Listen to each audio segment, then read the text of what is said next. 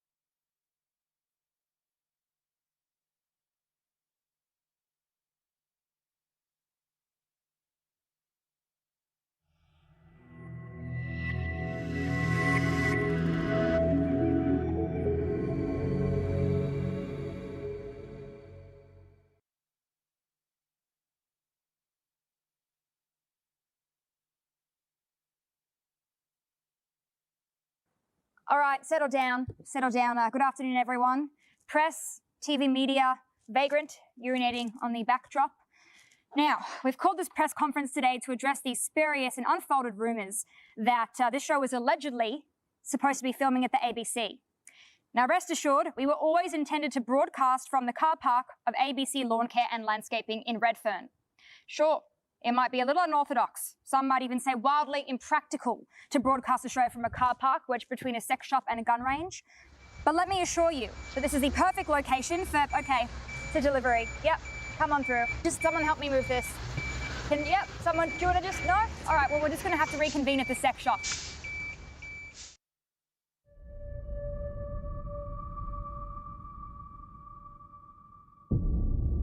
500 years ago.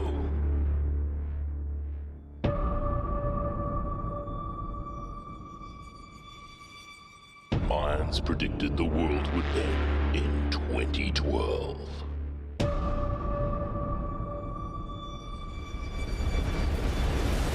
Unfortunately, they were shit at math. Now, in 2020, the end times are finally here, and it's up to one ragtag group of comedians to save the year. So join James Schleffel and Charles Firth, Jenna Owen and Victoria Zerbst, Nina Oyama and Mark Humphreys, Nat Damina, Sani Shah, and Steph Tisdall, as they go head-to-head with plagues, fires, floods. Hold on. I missed that. Can we go back? Let's forget it. Let's just cut to the biggest tragedy of all. The Bunnings Sausage Sizzle Ban.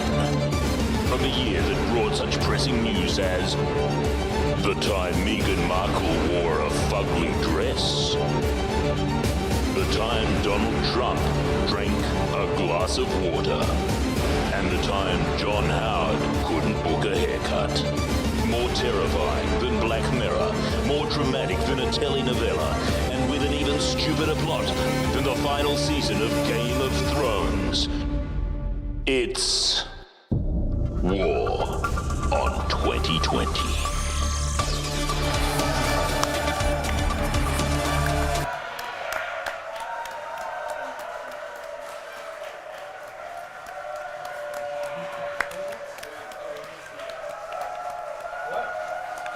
Hello, welcome everyone. Hello to our live studio audience and also to those of you at home. Sorry, it has been a little bit of a problem getting here, but we're here at last. You know what? Here at last. I blame Dan Andrews, Charles. Yeah. He was definitely behind this. Oh, Daniel Andrews, yeah. Yeah, look, welcome everyone. Lovely to have you here. I'm James Schleffel. This is Charles Firth. We are your hosts for tonight. Now, we did promise you Australia's best satirical talent. Unfortunately, Peter Credlin couldn't join us tonight. Yeah. So instead, we've got an all-star lineup. We've got Victoria Zerbst, Jenna Owen, Nat Damina, Nina Oyama, James Schleffel, and joining us later are Alexa, Alex, Mark, and Sammy and Steph via Zoom. Now, we're very excited about tonight. Think of this as a live therapy session where we systematically work through what the actual fuck happened in 2020. Yeah. In fact, why don't we right now take a quick look back through the highlights and lowlights, or well, actually, mainly just the lowlights of 2020. Yeah. So it was the year that Josh Frydenberg accidentally misplaced $60 billion. Yeah. I mean, that's an easy enough mistake to make, though, Charles. I mean, who, hand on heart, can honestly say that they haven't lost $60 billion before? Tell you what, though, you should have seen his robo-debt bill. That was pretty big. Yeah, that was huge. It was the year that Bettina Arndt was awarded the Order of Australia for services to men's rights. Yeah, credit where it's due, though. Since she began her campaign for men's rights, men have finally been given a voice in this country. Thank God. I mean, you don't have to go too far back, Charles, to remember a time when this country was just dominated by women. Give you one example. Between the years June 2010 and June 2013, there wasn't a single man in a prime ministerial position in this country. Outrageous. Thank God that's changed. And we should mention that 2020 was the year that the virus was released into community. Yeah. We've got a shot of him here. There he is. Yeah. It was also the year that we all lost our minds and bought thousands of rolls of toilet paper. And then we had to go and buy thousands of packets of laxatives just so that we could use all the toilet paper that we'd bought. Yeah. It was the year that the government hired NBN Co to help slow the transmission of COVID-19. Good idea. Yeah. Good idea. And Labor said that they would need to wait for focus groups before deciding if it was before or against the coronavirus. Yes. What did they decide on in the end? Oh, well, they had Anthony Albanese announce the findings, so nobody listens. Nobody listens. Yeah, no idea. It was the year that the government released the COVID Safe app. Remember that? Oh, the COVID Safe app that was Safe. so shit that criminals actually have started downloading it to ensure they'll never be tracked down by authorities. It was the year that the US government turned on its own people. Yes, so much so actually that Iraq had to send in troops to America to restore democracy. And it was the year that the Catholic Church came out against the COVID-19 vaccine. Actually, what they did is they suggested that a better way to get rid of COVID-19 would just be to shift it to another parish. Good idea. Easier. It was the year that Donald Trump refused to leave the White House. I think we actually have his official statement just here. Yeah, there it is. There it is. There we go. And in amongst all of this, it was the year that the Prime Minister of Australia took a year off to concentrate on his hobbies. Oh, yeah. Look, luckily there were no unfolding national tragedies he should have been dealing with. Got a lot on. Really good. Now, tonight we've got a stellar lineup of sketches for you, each one exploring a different aspect of 2020. And to justify the money we spent on the Zoom licence, at regular intervals, we'll be answering questions from the audience. We don't have a Zoom, it'll be on the YouTube link now. And if this is anything like any other Q&A event, you'll all just make a bunch of comments disguised as questions and then give yourself a pat on the back. Maybe you'll want to know the phone number of the firefighter in the first sketch, or maybe you'll want to know if refunds are still available. Or maybe you'll want to know how we made those dildos look so big in a sketch that you were yet to see. But any questions are welcome. If you're here in person, just put your hands up to ask questions, and if you're watching online, drop your question in the chat and we'll try to ignore as many of you as we can. Well, that's it from us. We're going to hand over to Vic and Jenna to talk you through your first sketch.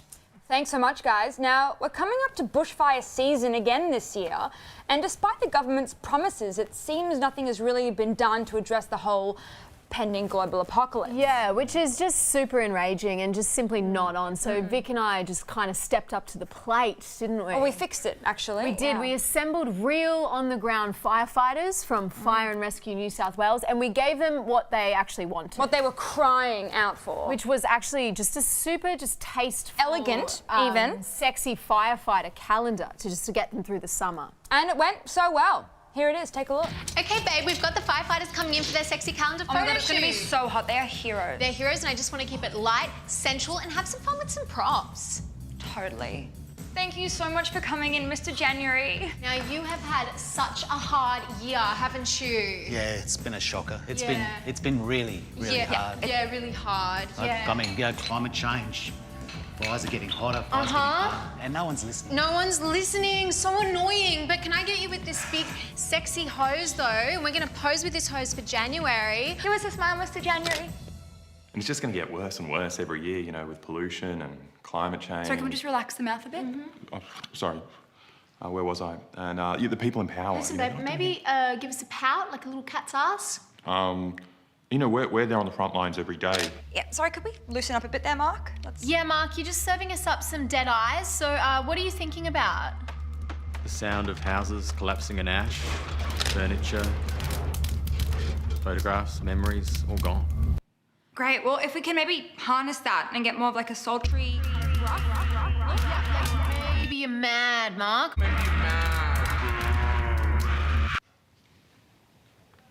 Yes, okay, we've got the axe, we've got the stash. Okay, yes. He's on fire!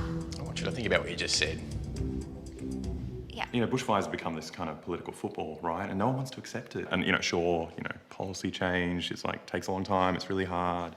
Is there anything else that's like long and hard besides the policy? Yeah, like the bushfire season.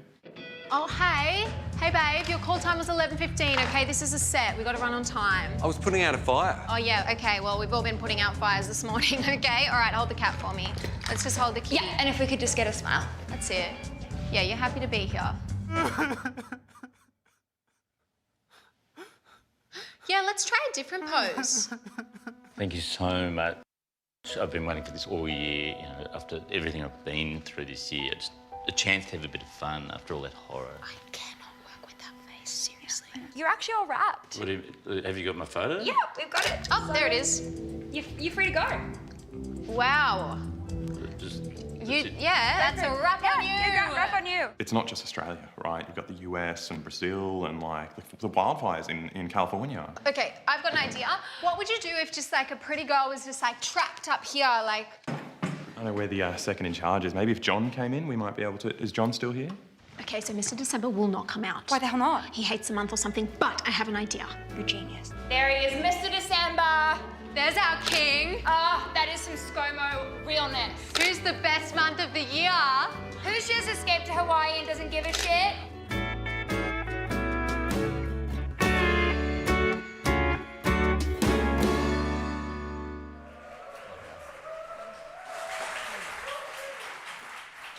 That's good stuff. That's good stuff. Thanks, Mark. Why wasn't I in that sketch? Hello, beloved showbiz icon Mark Humphries here. You know, 5 years ago, Scott Morrison appeared on Annabelle Crabb's kitchen cabinet to prepare a Sri Lankan fish curry. Little did she know, but that day, Annabelle opened a Pandora's box of curry references that the future Prime Minister would make. So, in some ways, this sketch has been 5 years in the making. In other ways, we made it in a couple of days. Enjoy. What a good meeting. Well, unless there's any further business, I think we can call it a day. Sorry, can I just jump in for a second? Look, I don't really know how to say this, but has anyone else noticed the Prime Minister talks about curry? Like, a lot? This weekend, I'm making a curry and we can have that curry together. Make him a curry. I love curries. Sorry, I don't see this on the agenda. It's literally right there. She's right. Korma.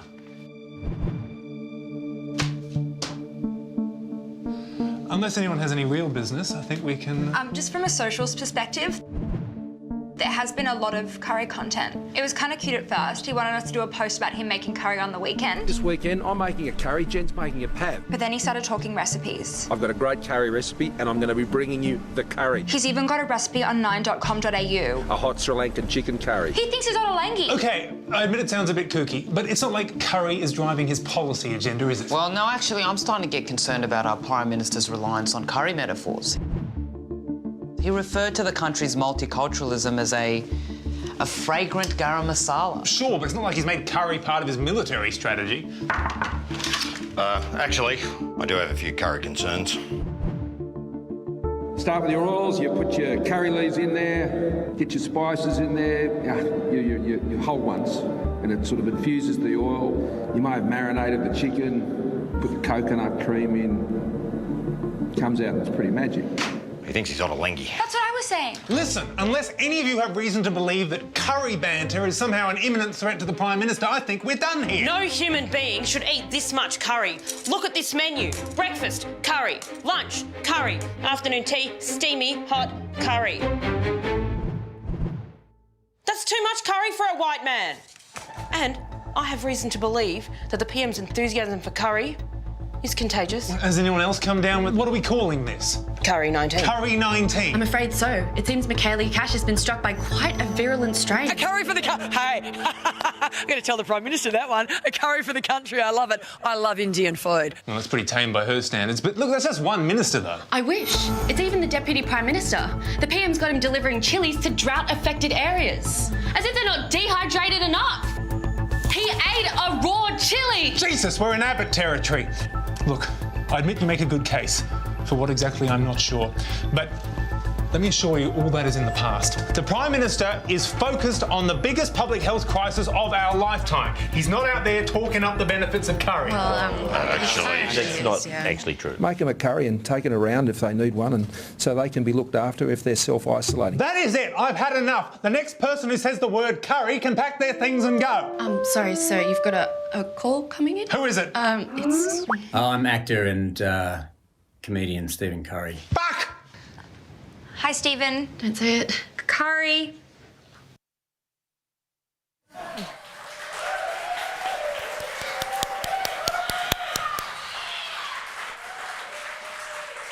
That's good stuff. For our next sketch, we've got Steph Tisdall. I'm just trying to find out whether we've got a feed from Steph. So without further ado, here is Steph Tisdall to introduce her next sketch. Woo. Yeah. Hello. I love Zoom. I'm not wearing pants. This year, with all the protests, police brutality and talk about Captain Cook, there's been one topic on everyone's lips. Starts with an R, ends with an ism. And I think you all know what I'm talking about. That's right, revisionism.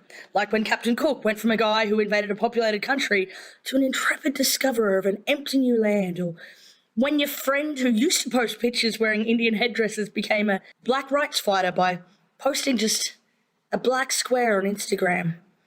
So we thought, why not celebrate the fact that now every person with a social media account is no longer a racist, with a special day just for them.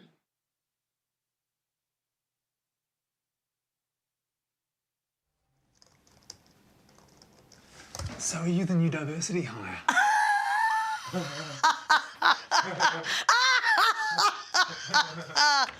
Have you ever said anything so heinously racist, even you couldn't believe it came out of your mouth? Or have you ever appropriated someone's culture without a second thought? First day? Or do you just not have time to engage with hundreds of years of genocide, discrimination and ensuing racist government policy? Oh my God, I'd love to go to that, except I have another brunch and then my cousin's having a baby and I have to buy that baby a hat, but maybe after that? When someone implies that you're apathetic or racist just because you're apathetic and racist, it can cut deep. And that must be hard for you. It is hard for me. That's why you need to celebrate Symbolic Gesture Day. What's that? Addressing racism can be hard, right? Absolutely. So true. It's actually really hard. Preach, sister girl. But celebrating Symbolic Gesture Day couldn't be easier. And the best part is, it costs exactly how much it's worth. Absolutely nothing. Nothing? That's amazing. So amazing. There are lots of ways to celebrate Symbolic Gesture Day. I want to say that I've probably benefited from the systematic oppression of Indigenous people over time, but like without actually saying that, you know? Just put this on your feed and that's it. Oh my gosh, cool. Except my feed's kind of more pastel vibes and this is kind That's fine. You can delete it after a week. Perfect. Can my business get involved in Symbolic Gesture Day? Absolutely, and you look like exactly the kind who would. Even if you're from a company that has an all-white executive board, even if you're from a company that likes to run racist opinion pieces. Or maybe your business destroyed a sacred site. Since I started celebrating Symbolic Gesture Day, it's changed actually nothing, which rules because I love my life. Woo! Happy Symbolic Gesture Day! Symbolic Gesture Day completely changed my life. And my lobby. So come on, Australia. Be like these fuckwits and pretend to give a shit on Symbolic Gesture Day. Yay! Tiny dick, Ranger, alone fuckwit, handsome fuckwit, Barbie bitch, fuck you, fuck you. The fuck is this? Fucking hell. I can't even. Get me a rum. I think we can agree, Mark. That's good stuff. That's good That's stuff. good stuff. Speaking of diversity hires, it is a real pleasure to be here. The lack of diversity in Australia's film and TV was once again under the microscope this past year. Let's take a look at what diversification of our media would mean for our future. Okay, guys, so we've just heard back from the network and they want us to add a white character into the script. See? Told you. Don't we already have that electrician with the butt crack character? Yes, but they want a character with backstory and lines, even. White people have such a rich and diverse culture. I think it's important that we show that on television. What, like they want a whole new character? I just don't think audiences will go for that. Unless we, like, take a normal character, make them white. Like a main character? No, God no. Maybe like a best friend or something? Okay, yeah, that's doable. All right, character names. Barney. Ted. Marshall. Newman. Oh, I've also got Mark, and Merc. Okay, I like Merc. I'm sorry, guys. I just feel really weird about this. Like, do we have to really write a white character? Am I even allowed to say white? Look, it's a fad thing. I just don't think we're being authentic. Can we get like a white person in to consult or... Do you know any white writers? No, not really, no. I just don't think white people want to be writers. Like, they're just so busy, like, colonising. No, I know some white people who can write. Okay, great. Well, let's get them in for the second series. Until then, let's just riff about what white people like. They like flavour on their food. I don't think so. Look, I feel like I can speak on this. I once spent 2 weeks researching white people on the internet. Whoa, you must have seen so much. Honestly, it was eye-opening. I came to know white people, love white people. In many ways, I took the white pill. They love snowboarding, skiing, ice skating, ice sculptures, ice bucket challenges. They pour ice on their head. To smoking ice, going to rehab, then re-entering society with a book deal about doing ice. Locking up immigrants to an organisation called ICE. Visiting Ancestry.com and telling each other they're half Irish, half German and half Lithuanian. That's so mean. Culturally significant sports like mixed netball, ultimate frisbee, muggle quidditch.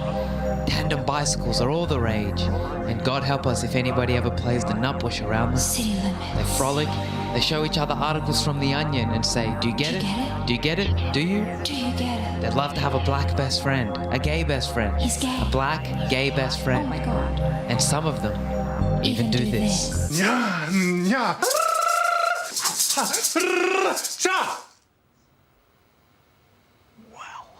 Wow. I think we've got everything. I think that's a wrap for today. Excuse me, who are you guys? This is our space. I'm going to need you to get out and leave our stuff there, please. So let's go. Thank you, thank you. Oh my goodness. Oh, far out. Okay, does anyone have any ideas for this Ethiopian show that we're writing? I love their coffee. It's literally my favourite thing. Oh, yeah, and have you tried their food? Like, you eat it with your hands. So different. Like... Wow, okay, that is such a great observation, Merc. I'm going to write that down. Eat with their hands.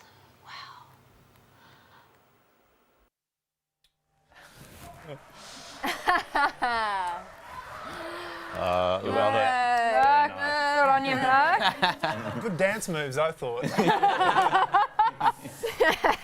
Now, I don't know about you guys, but I'm pretty over 2020. Oh, really? Why? Well, you know how I hate badly scripted TV. What, you mean like this segment? Yes, exactly. And throughout the whole year, I haven't been able to shake this feeling that we're living in a poorly produced B-grade disaster movie. Yes. So, we asked a few of Australia's most loved film reviewers to review Australia's least loved year.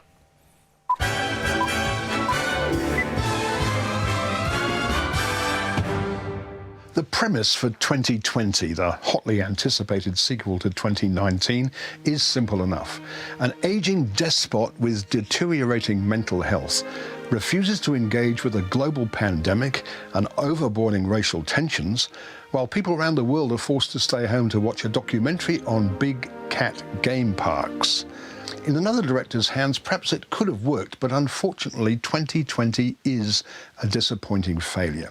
Firstly, it's difficult to work out what 2020 actually is. A sci-fi, a disaster epic, a political drama, some sort of dark comedy? It's hard to tell. We see bushfires, floods, plagues and dust storms, and that's just in the opening credits.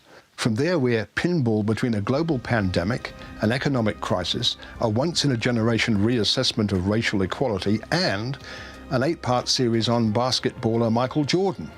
It's as if no one could agree on what to take out, so they just put in everything and hope for the best. Christopher Nolan's Tenet was easier to follow, and that's saying something. There are plot holes and inconsistencies throughout. In one scene, the US president says the pandemic is a hoax. Only minutes later, he claims his country is dealing with it better than any other nation. He then contracts the virus himself. It's simply not believable. There are moments of comic relief. A billionaire inventor names his child after a piece of programming code. A columnist for the Australian newspaper is awarded an Order of Australia for services to men's rights. Good Lord. But these moments of lightness are few and far between. It's only a matter of time before we're back to a new disaster. Another plague outbreak. A pedophile priest freed from prison. Nickelback's first album in more than a decade. In the end, 2020 is simply unsatisfying. Despite all of the turmoil and upheaval, nothing really changes. It's hard to think of a less enjoyable production. What do you think, Margaret? I loved it, David. Really? It was a satire, David. It's not meant to be taken seriously. I mean, didn't you love that scene where the US president suggests everyone drinks bleach? He looked pretty serious. It's not meant to be taken literally. Like when the Prince of England announces his retirement when he doesn't even have a job. Brilliant. I'm not sure. Or when the Prime Minister of Australia announces that everybody has to stay at home under all circumstances and then announces 384 specific exemptions. I mean, that's so droll. I thought that was originally a Monty Python sketch. It was. And what about the leader of North Korea dying 4 times? It was a metaphor. Or when a woman goes into that hardware store and quotes the United Nations Declaration on Human Rights. I mean, what was that all about? Yeah, I must admit I thought that was deeply odd. But, you know, I loved 2020. I thought it was ridiculous, satirical, vastly entertaining, absolutely hilarious. I thought it was horrible. Oh, I'm giving it 5 stars. I'm giving it 0.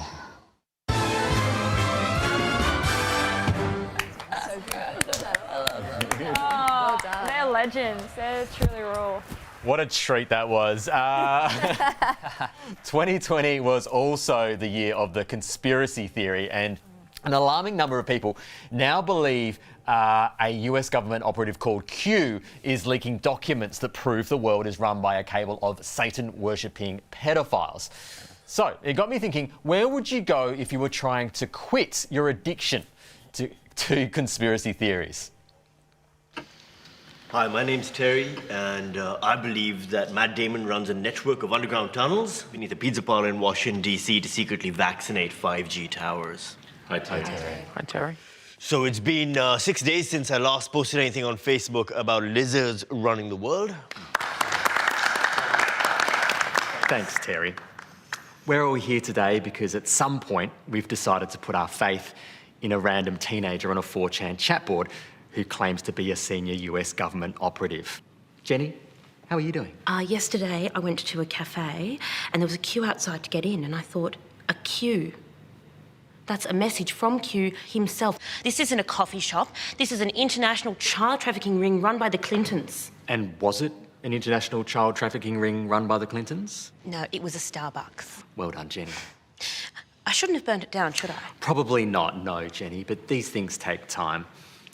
Now, look, let's go around the room now and remember, no judgment. No judgment. Hi, I'm Chloe. I used to believe that 9/11 was organised by George Soros. Hi, Chloe. Hi, I'm Samantha, and I bought a Pete Evans biocharger to cure coronavirus. Hi, Samantha. Hi, I'm Matt, and I used to believe in trickle-down economics. Sorry, what? Trickle-down economics. I used to... Hang on, let me get this straight. You believe that tax cuts for wealthy people creates greater prosperity for everyone. You fell for that. That letting multinational companies not pay their workers somehow magically creates wealth for poor people. We need poor people to be able to afford dinner, so let's give a billionaire a tax cut. Oh, fuck, that is so funny. It was just a joke, Matt. It so obviously doesn't work. Sorry. I thought there was no judgment in the circle. I thought we were doing no judgment. Trickle-down economics. You all believe in a network of tunnels under Melbourne for child trafficking. That's crazier than my thing. She thinks that Avril Lavigne has a clone called Melissa. I mean, how's my thing worse than hers? She fucking blew up a Starbucks, dudes. She blew up a Starbucks. Okay. Who's next? Hi, my name's Tom, and I used to believe that Oprah Winfrey ate babies. Hi, Tom. Unbelievable. You can go straight to the scene. Okay, now it's time for one of our other Melbourne-based cast members, Sammy Shah, to introduce one of his sketches. Thank you so much for that. Hi everyone, Sammy here, and well, the next sketch is all about Ghislaine Maxwell, who I realized while filming this was actually pronounced Ghislaine and not Ghislaine, the way I was calling it. But I just started thinking about the fact that, you know, when her former partner, went to jail and died under mysterious circumstances, it's got to make her a bit paranoid about her own safety and what that first night in the jail cell, where apparently no one's out to kill her, was gonna feel like. Well, Ghislaine, as you can see, this is the jail cell where you'll be until the trial starts. It's Ghislaine. Sorry, what now? You called me Ghislaine. My name is Ghislaine. I'm so sorry. Didn't mean to offend you. Not that it'll matter soon anyway. Sorry, what was that? Nothing. Yeah, so this is the cell, pretty standard, you know, got everything you need. Listen, am I going to be safe here? I have reason to believe a lot of powerful people want me dead. Of course you're gonna be safe. This is such a safe place. We care about your safety. We care about you. Look, we even left cutlery out for you to eat with.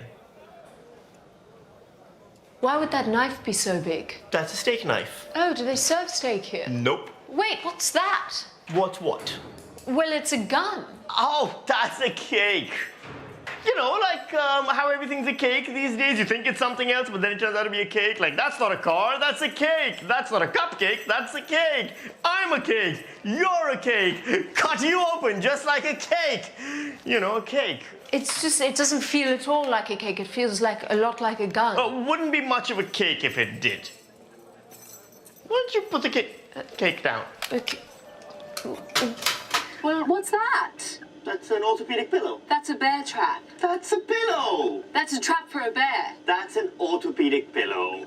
You say bear trap, I say orthopedic pillow. Potato, potato.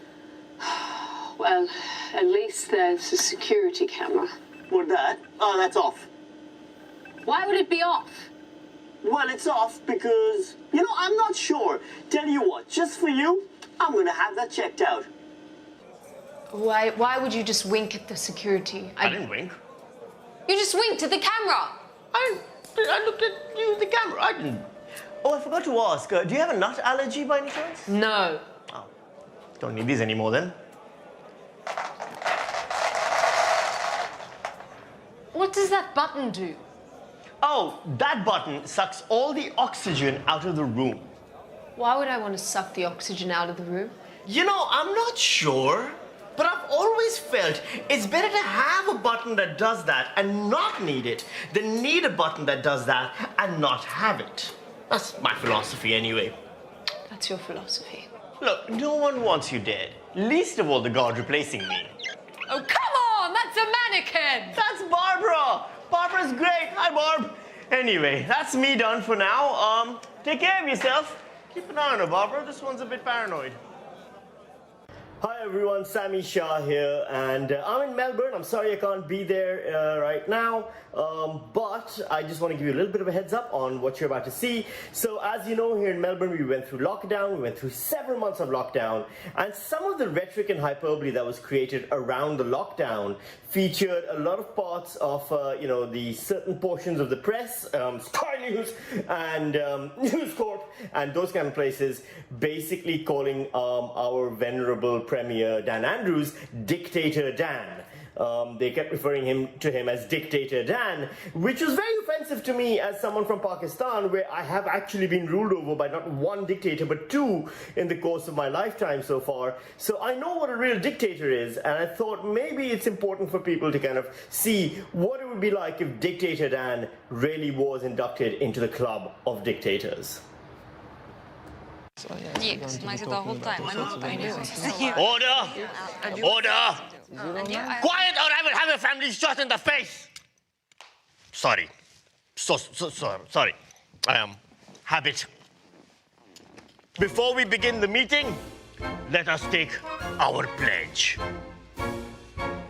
We are dictators. We love dictating. We will be dictators forever or until the masses rise up and kill us in the ditch. Right, the top order of business today, we will be deciding on a new dictator for our ranks. They say he is the most brutal dictator of all. We'll see about that. They call him Dictator Dan.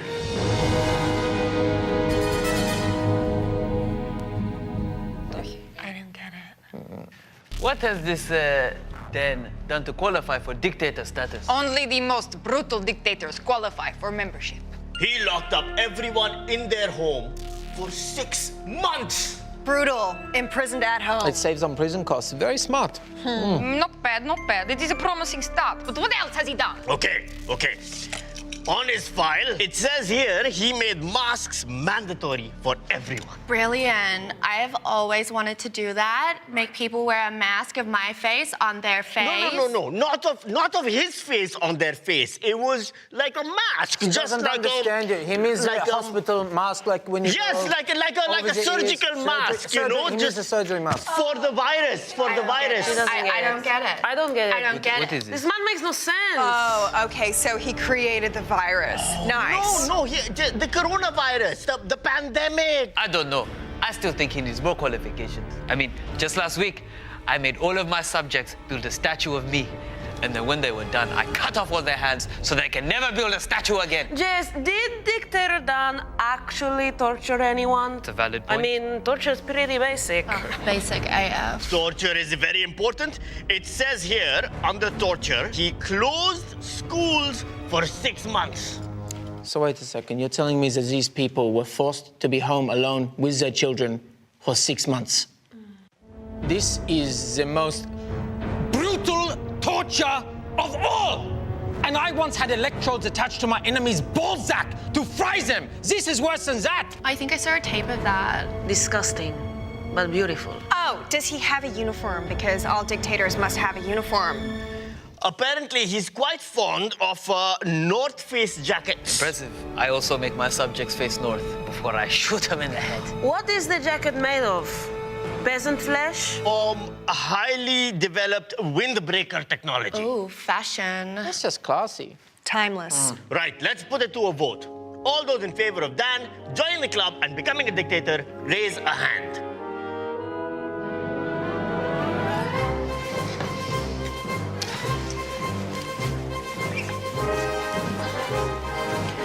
Sorry.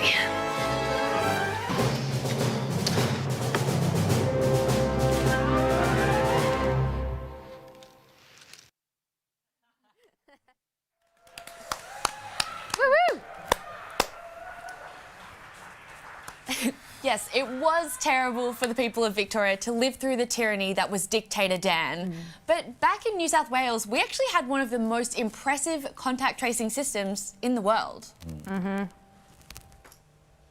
Roll tape. Screw, boss. All these new cases and absolutely no leads. Oh, it's okay. We've got backup coming in today. Apparently they're the best in the contact tracing business. Oh, thank God. Who are they? Hey, Who are you guys? we're the Tracy's. What?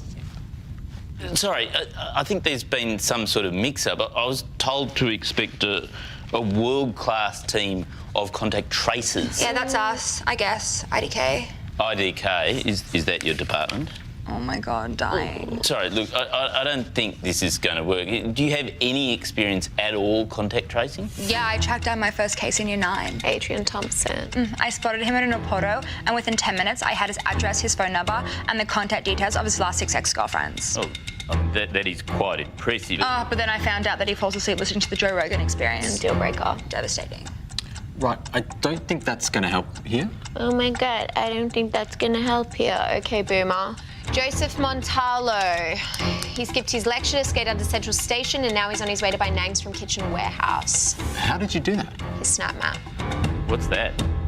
Oh my God, no. What is happening right now? R.I.P. These men. Tracy, it's been 3 hours and I still haven't got anywhere. Okay, pretend he's the guy that ghosted your best friend. What, he died? No, he just stopped talking to her and now you hate him for that. Doug Lawson is in aisle 2 of Woolworths Bankstown. Yes, King. Oh my God, it's the high five for me. Okay, zoom in, zoom in. Use 2 fingers, two fingers, Peter. Okay, sharpen it. Now use a Visco filter. What's that? It makes it look better. Okay, he's got a stamp on his hand for a foam party. Is it the Gold Coast, Queens? Yeah! Hang on, do these methods work if you're trying to find a woman? Yeah, we're bi. Obviously. Oh, wow, yeah, I didn't even consider that. And that's why you've internalized a lot of biphobia. Well, that makes a lot of sense. Yeah, it's really common in guys from your generation. You're bi, John. You're bisexual, John. I'm bi. That's a Daiso aesthetic. She's in Daiso. You gotta ask yourself, what is there at? What is there at? Okay, think what a Leo would do in Scorpio season. Yes! Oh, Tracy's, how can we ever thank you? I mean, you could like do a TikTok with us. Old people like go off on the app. Okay, sure. Oh my God, we were joking. We would never want to do a TikTok with you. Oh. Is that because we're Sims?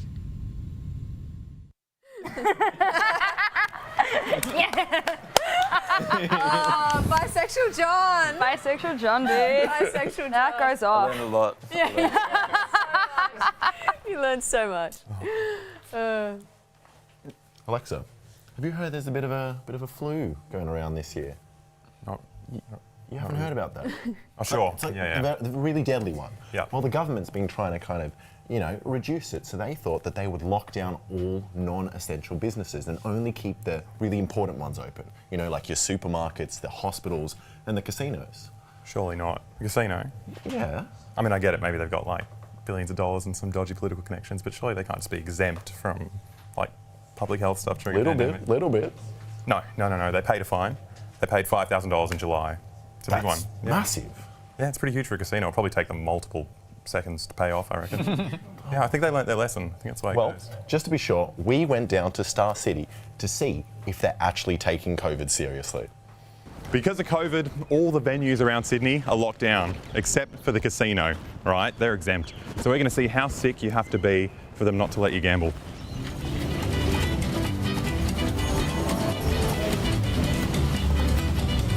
Hi there. Which way do I go in? Oh, where are you going?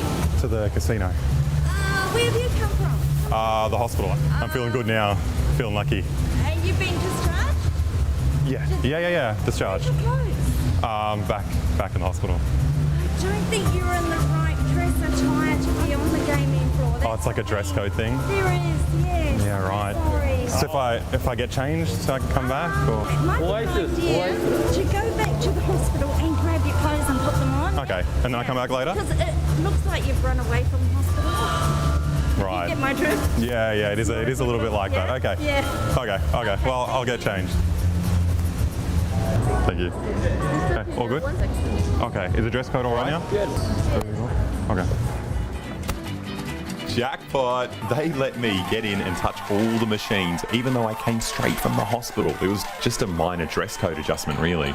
But I didn't have any obvious symptoms, so we're going to try again, this time using boiling water and a heat pack to give ourselves a fever. I'm going to try again. It's hot. This is too hot. This is going to burn me if I put this on my head. Take that, Starkers, so you know. What do we do? I think you just put it on your head. Just put it on my head? I think you just put on the boiling heat pack on your head, see what happens. Very hot. It's like steaming off of your scalp. No, this is too hot. I'm just going to get burnt. Do they let people in with burnt heads? I mean, that's not a symptom of COVID, is it? List is on your head. Okay, let's see. Give me your head's red. 41. 41, nice and safe. Just almost a heat stroke territory. But no, it's a nice warm 41, you know? Definitely shouldn't be outdoors. Hey, good luck.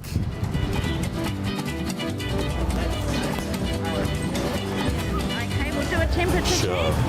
Oh, reset. Lovely. Do you check more than once just to be safe on my head, or do you just do it once? Just once. Then if you come down again and come back up, we check again. Okay, so on entry. Okay, cool. Yeah. Thank you for that.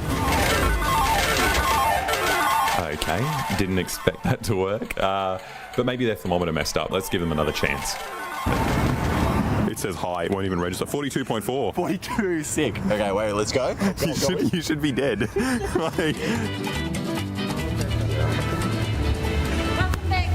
Thank you. Again? Really? Okay. Brilliant. So good. Thank you. You've gone up 1 degree. Really? Oh, wow. Oh, looks like he's in the casino again. Okay, let's try one last time, as hot as we can possibly make it. Any sense of very cold? No, fever? My head feels a bit hot, but it's fine. We'll check what it is. Let's see. What does it say?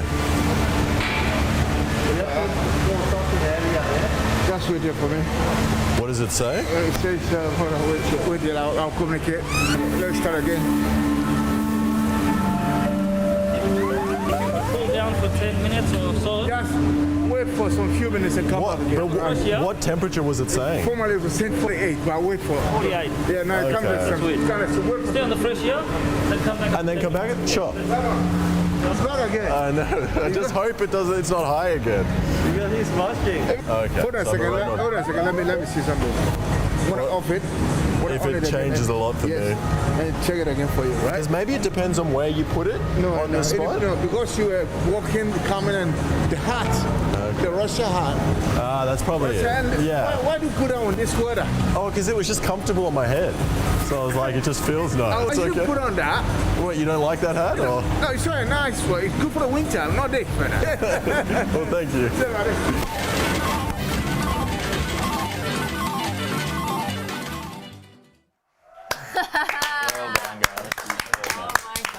What a madman. Crazy. You know, Australia, the pandemic provided... Australia? I think there's like 150 people on the screen, Mark. All right, don't talk the show down, Sean. The pandemic provided an opportunity for Australians to demonstrate their ability to come together in a time of crisis, to be sensible and to remain calm. And we really did, except when it came to shopping at supermarkets. This is the official account of 2020's other pandemic. At the beginning of 2020, the world was paralysed by a pandemic of unprecedented proportions, COVID-19. Simultaneously, a related virus wreaked havoc on the cognitive functions of people everywhere, resulting in an increase in behaviours that many would consider deranged. Scientists labelled the phenomenon Dickhead-19. We still don't really understand how the virus was transmitted from dickhead to dickhead, but we think it started at a dickhead market, probably Woolies. Yeah, when we first saw a rush on toilet paper, we were alarmed. Unfortunately, as supplies dwindled, tensions rose, and before long, people were openly fighting for the last roll of Quilton. The footage of customers fighting over toilet paper is very sad. But ultimately, it is refreshing to see a video from Australia going viral that isn't some guy on a bus going off about immigrants. Scientists believe someone first contracts the disease by reading about coronavirus. The virus then travels to this part of the brain, the dickhead cortex. Then the carrier goes to the supermarket to buy large amounts of toilet paper, spreading the virus to others. Some may even talk about an impending toilet paper shortage to other customers. We call these people super dickheads. From the start, I was always concerned about certain dickhead hotspots. In those early days of Dickhead-19, I dreaded looking at the data. The curve was every dickhead epidemiologist's worst nightmare. We were only being outpaced by America, and that place is full of dickheads.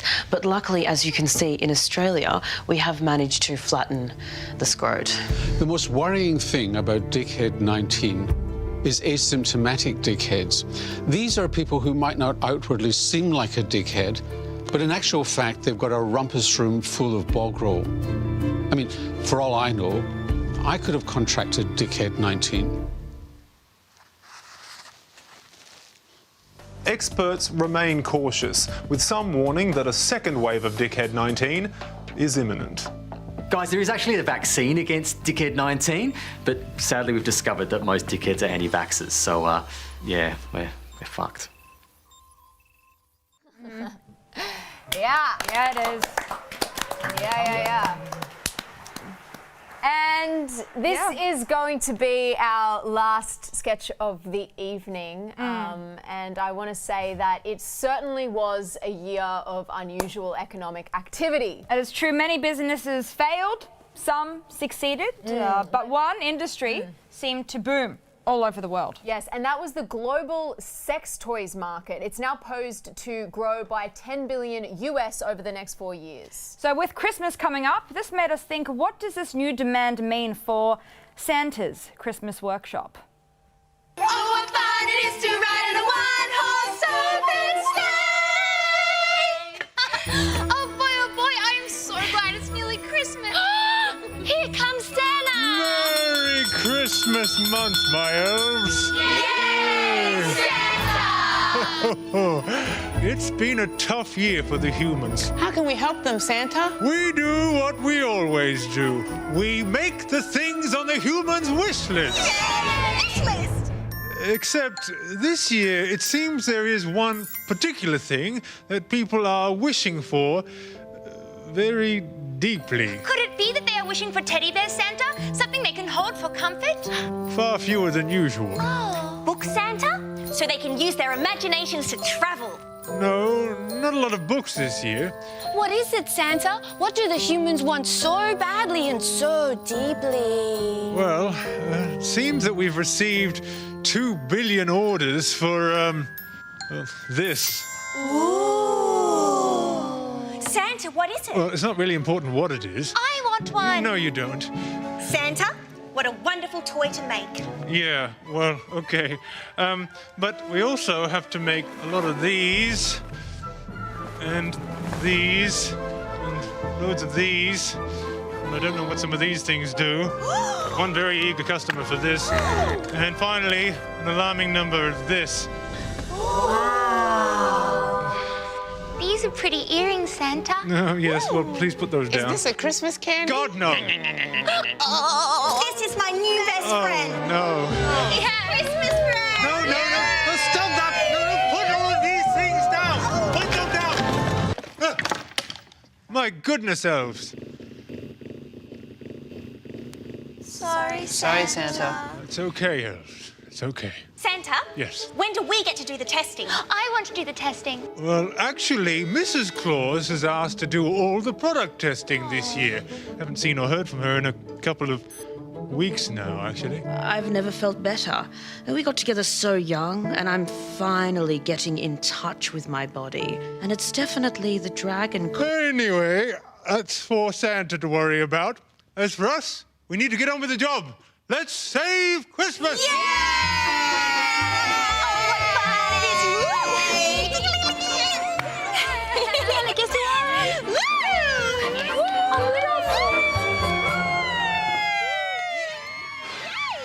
Honey, please come back. I'm begging you.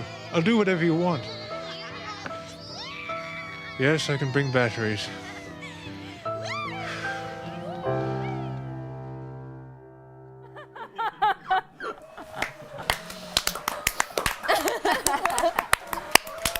What a brilliant performance, Mark. Yeah. Oh, thank you. Well, that's it for another year. Thanks to everyone for tuning in, and congratulations for surviving 2020 and for surviving this stream. Now it's time to release the balloons. Yeah. Oh, we don't have any balloons? No balloons. No balloons? No. Okay, well, fuck it. Good night.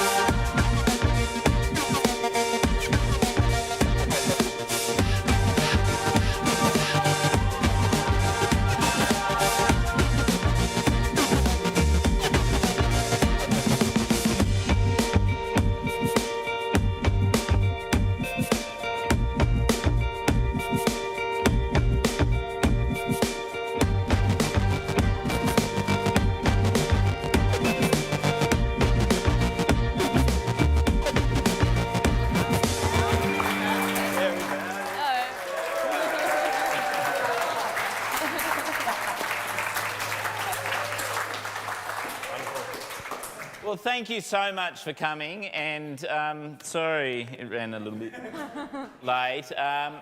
Oh, it sounds really echoey. Maybe we should hold it out here tomorrow. And, well, why don't we all give one more round of applause, especially to Jenna and Victoria, who directed everything.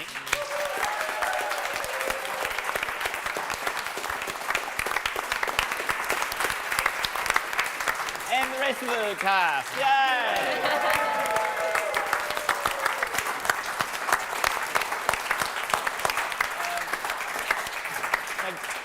Now go away.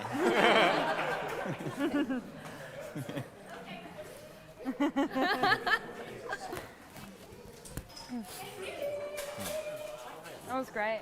It was so fun, you guys.